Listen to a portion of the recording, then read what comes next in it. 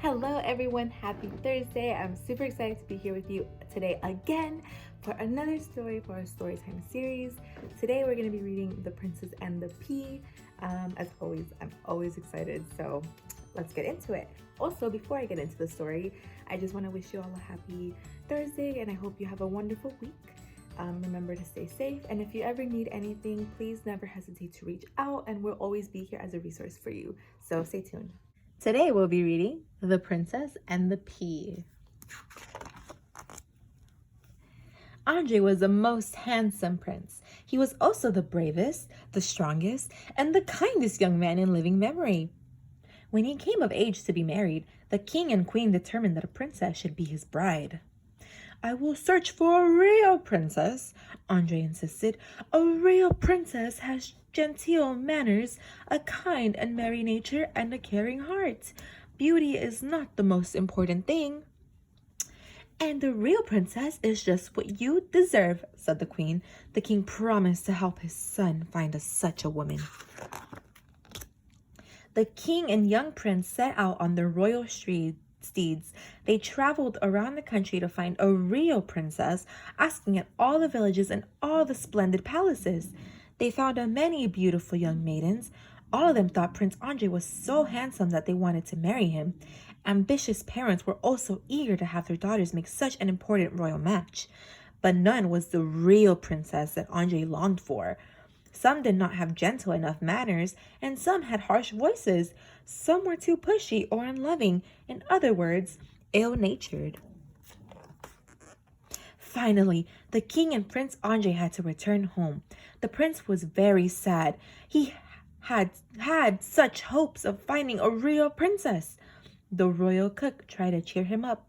He made his favorite dish of lamb and dumplings, but Prince Andre just shook his handsome head. The royal jester tried to make him laugh with the most amusing stories he knew. But Prince Andre only grew sadder and more quiet. The royal maids fitted his bed with his favorite silken sheets, but Prince Andre did not sleep well. One night, there was a terrible storm throughout the kingdom. The rain poured down in torrents, thunder boomed, and lightning forked through the sky. At the pitch of the storm, there came a knock at the palace gate. The king opened it to find a princess standing there.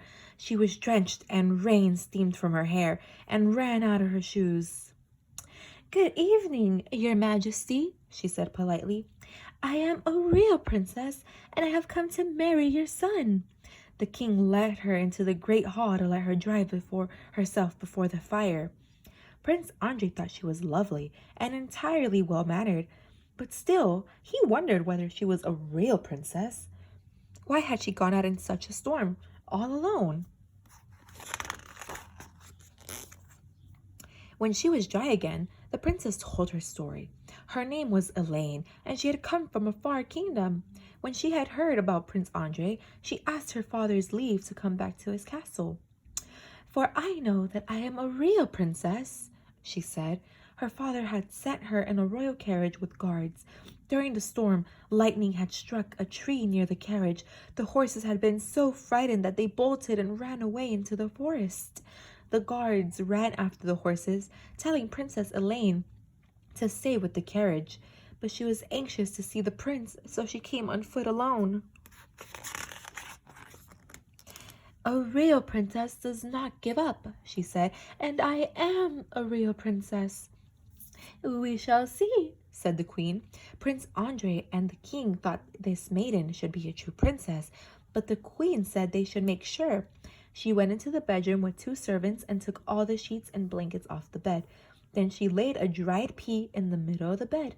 Next, they took 20 mattresses and placed them on top of the pea. Finally, they put 20 feather beds on top of the mattresses. "This is where you will sleep tonight," the queen told the princess. Princess Elaine smiled, thanked the king and queen for their kindness, and climbed onto the bed. The queen did not sleep well. Many times she woke and slipped into the princess's bedroom to see if she was sleeping in the high bed. The princess was asleep, but the queen noticed that she seemed to toss and turn. Prince Andre also slept badly. He kept wondering if this beautiful girl was a real princess. He hoped she was because he thought he loved her already. The king slept badly because he wondered about Elaine too. He did not know what to do if she turned out to not be a true princess. The next morning, Princess Elaine dressed and came to breakfast. "Did you sleep well last night, dear?" asked the queen. "Yes, your majesty," said the princess, "except that, oh, I'm sure I just imagined this. I must have dreamed of rocks beneath me, bruising me black and blue. And yet, this morning, I found a bruise on my back." "Ah," thought the queen. She felt the pea through 20 mattresses and 20 feather beds. No one but a real princess could have such tender skin. Prince Andrei was overjoyed, and the king and queen were very happy too. Prince Andrei knelt before the beautiful princess. "Will you be my wife?" he begged her. "Indeed, I will," said Princess Elaine. The king opened a gold chest filled with bright jewels. "For my royal daughter-in-law," he said. The queen gave her a motherly embrace, and Prince Andrei opened a velvet box to give her a magnificent golden ring with diamonds and rubies. "For a real princess," he said. The royal wedding was lavish and elegant, and a great deal of money and care was spent on the festivities. It seemed as if half the kingdom was in attendance, so curious was everyone to get a glimpse of Elaine. Certainly, the ceremonies were perfect for the most handsome prince in the land and the most beautiful, kind, and loving real princess. The king, the queen, and all the royal court were so happy that they sang and danced into the night and did not get to bed until well after dawn. The prince and princess lived long and happily. In time, Andre and Elaine had several children, all of whom were girls, that is, real princesses, possessing all the beauties and all the frailties of their position. As we all know, true royalty not only has trouble getting a good night's rest, but has delicate skin that bruises easily. So it was decreed that the young princesses would sleep only on mattresses of the softest eiderdown, and that dried peas would be banished from the palace pantry. The end.